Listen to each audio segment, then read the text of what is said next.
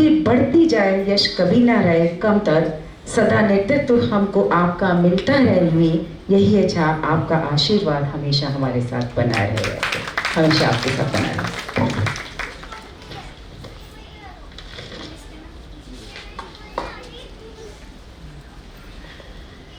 सभी लोगों का सहयोग रहा। किस तरीके से हम इस मंजिल तक पहुंचे थे सर ने यहाँ पर बताया, और सबसे खास बात ध्वनि की सर ने यहाँ पर बात की। वास्तव में बेटियाँ बहुत प्यारी होती हैं, और जब भी कहा जाता है किसी काम के लिए बेटियाँ बहुत जल्दी से तैयार होकर माँ बाप के साथ चलती हैं, और इसीलिए तो कहते हैं कि बेटियाँ भावनाओं का स्पर्शी एहसास है, बेटियाँ भावनाओं का स्पर्शी एहसास है, बेटियाँ जिंदगी के अलंकार में अनुप्रास है। रोटी कम देख बेटी बोली, पापा आप खा लीजिए, मेरा तो आज उपवास है। इतनी प्यारी होती हैं बेटियां, ओलंपिक में पदक जीत कर भारत का मान बढ़ाती हैं बेटियां। फिर भी एक प्रश्न छोड़ जाती हैं बेटियां कि कोर्ट में क्यों मारती जाती हैं बेटियां, कोर्ट में क्यों मारती जाती हैं बेटियां। क्योंकि आज भी जब यहाँ बात हुई है, इसके पीछे भी देखते हैं जो नारी शक्ति है वो बेटी ही है, जिसने किसी न किसी काम को आगे बढ़ाने में अपना सब कुछ दिया। क्योंकि बेटियों को जिम्मेदारी दी जाती है तो वो हमेशा अपनी जिम्मेदारियों को निभाती हैं। जब बेटियों की बात चली है तो अब मैं हम सब का नाम सुनने यहाँ पर रहा, लेकिन सब लोग आप जानना चाहेंगे कि जब हम लोग यहाँ पर काम कर रहे थे हम सबका अनुभव कैसा रहा, हमको कैसा लगा काम करते हुए। तो इन पंक्तियों के साथ मैं यहाँ पर बुला रही हूँ जो आगरा से हमारे बीच में आई हैं, भूमिका जैन भूमि जी को, कि हाँ मैं एक नारी हूँ, हाँ मैं एक नारी हूँ, सम्मान हूँ स्वयं का और आत्मसम्मान हूँ पूरे समाज का। तो वो साझा करेंगे कि हम सब लोग जब इससे जुड़े हुए थे तो हमारा अनुभव क्या रहा। प्लीज आपकी तालियां जोरदार भूमिका जी की।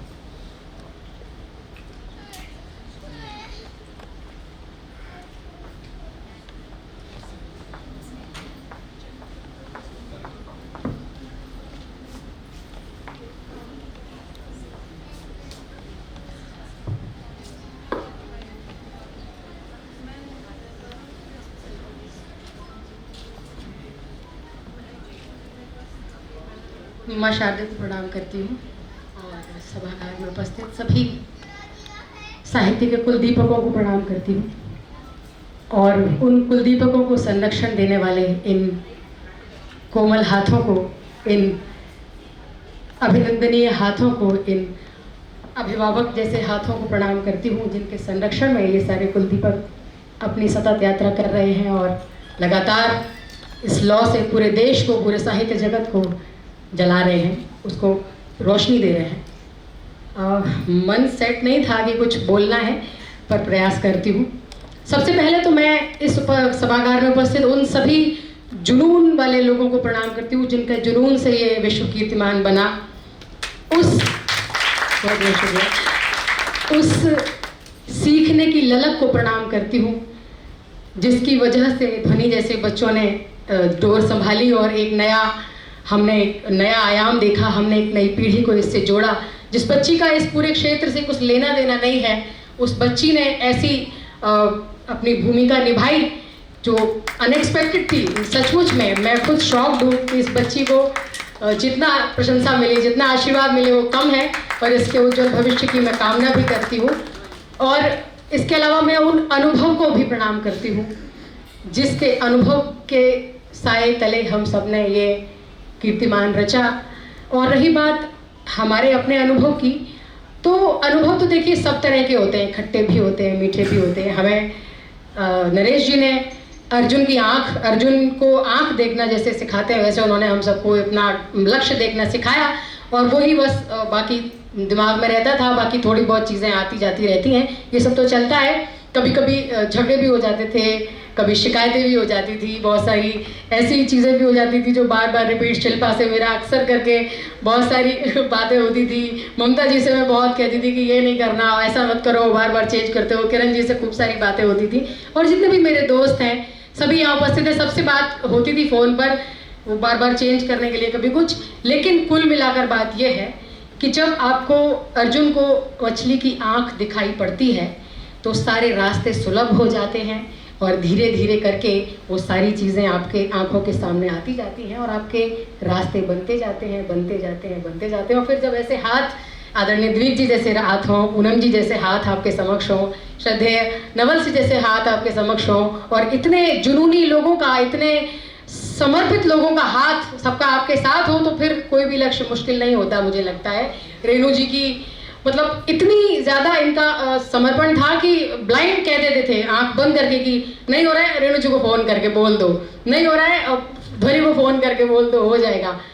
Hats off to all of you seriously. और एक भी व्यक्ति की भूमिका किसी से ना तो कम है ना किसी से ज़्यादा है। आपने पजल देखा होगा, पजल देखा हो, पजल के अलग अलग आकार के टुकड़े बना बना कर एक पजल कंप्लीट होता है, उसकी एक तस्वीर कंप्लीट होती है। तो मैं मानती हूँ कि कोई टुकड़ा छोटा या बड़ा नहीं था, छोटे की जगह बड़ा नहीं ले सकता, बड़े की जगह छोटा नहीं ले सकता, अपनी जगह सब महत्वपूर्ण है। तो आप सब लोग जितने भी इस कार्यक्रम में उपस्थित हैं इस वक्त, और जिन लोगों ने भी पीछे रहकर भूमिका निभाई, कवि रहे हों, सबका योगदान इक्वल है।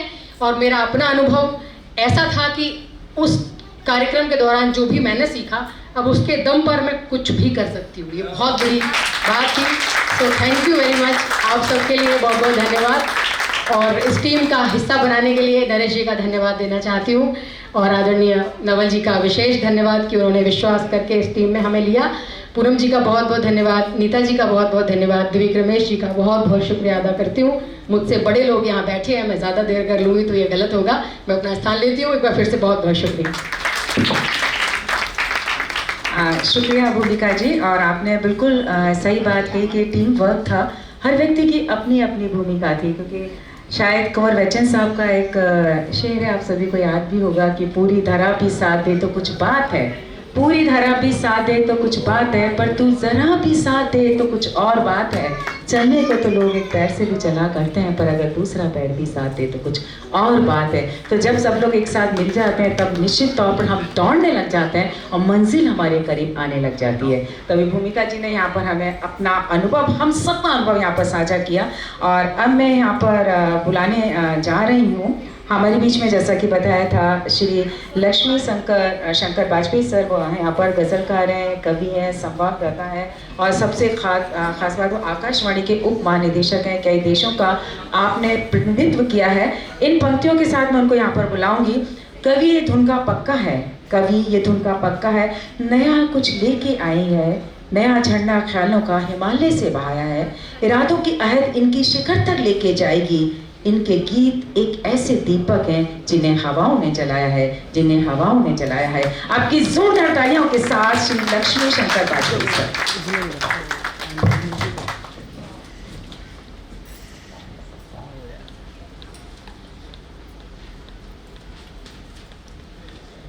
मैं आके बैठा ही था तो नरेश जी ने कहा आपको बोलना है इसके बाद। अब तब से मैं उलझन में था कि बोलना क्या है। बहरहाल आज के कार्यक्रम के अध्यक्ष और हमारे परम प्राचीन मित्र डॉक्टर द्विग रमेश जी, आदरणीय हरीश नवल जी, नीता जोशी जी और पूनम जी, और हमारे नरेश जोशी जी, हाँ वो हैं, और यहाँ जी जी जी उधर बैठे हैं, जी जी बहुत स्वागत। मैं वो आप चलते फिरते देख रहा था, तो बाकी सभागार बैठे आप सब।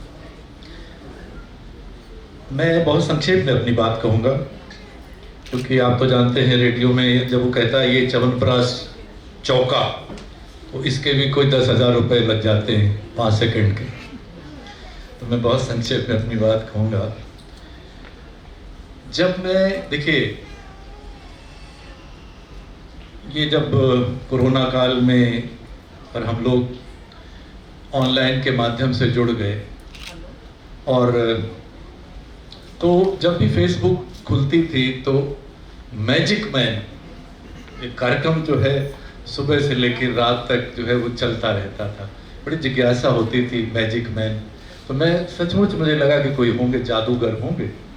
तो वो अब जादू से की बजाय अब साहित्य की तरफ उनका जो रुझान हो गया, क्या हो गया। खैर सिलसिला चलता रहा, और एक दिन मुझे मैसेंजर पे संदेश मिलता है कि क्या आप इस पटल पे आना चाहेंगे, तो हमने कहा अगर आप प्रेम से बुलाएंगे तो आ जाएंगे जी। तो बहरहाल सिलसिला चलता रहा और फिर जो कुछ अभी संपन्न हुआ है वो सब हम सबकी नज़रों के सामने है। और अब मुझे दोहराने की ज़रूरत नहीं, क्योंकि उसको तो एक अंतर्राष्ट्रीय वैश्विक मान्यता मिल ही गई है कि हम नरेश चंद्र जोशी जी ने इतना बड़ा और हम सब के मिल करके एक कितना बड़ा कीर्तिमान स्थापित कर दिया है। तो ये अद्भुत काम हुआ है कविता की दुनिया में, ये तो तय बात है, इसमें कोई संदेह की बात नहीं है। कोरोना